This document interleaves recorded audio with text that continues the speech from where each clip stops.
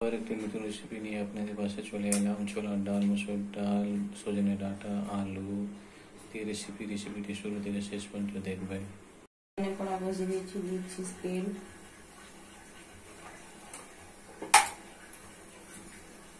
দিচ্ছি পেঁয়াজটা লাল দিয়ে দিচ্ছি আদা রসুন বাটা,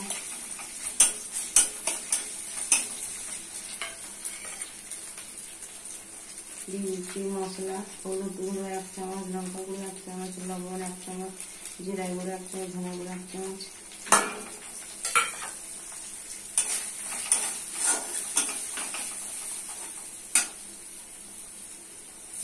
জল,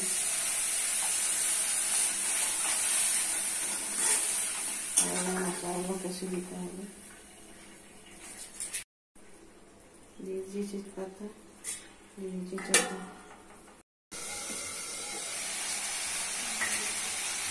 মশলা থেকে তেল ছেড়ে গেছে, দিয়ে দিচ্ছি আলু আর ডাঁটা,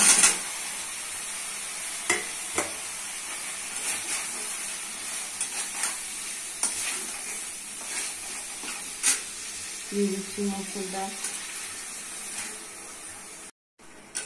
ডাল দিয়ে ভালো করে কষতে হবে।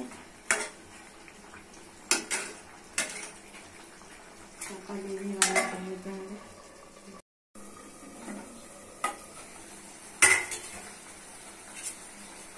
মসুর ডাল আলু বাটা কষে রান্না করে সিদ্ধ হয়ে গেছে। দিয়ে দিচ্ছি ছোলার ডাল,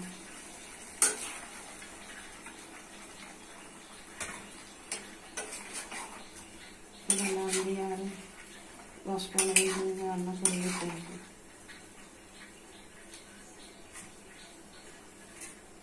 চাপা দিয়ে দিচ্ছি,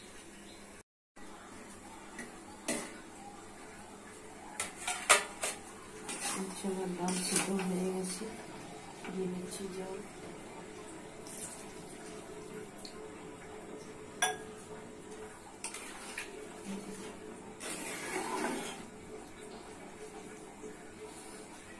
দিয়ে দিচ্ছি গরম মশলা।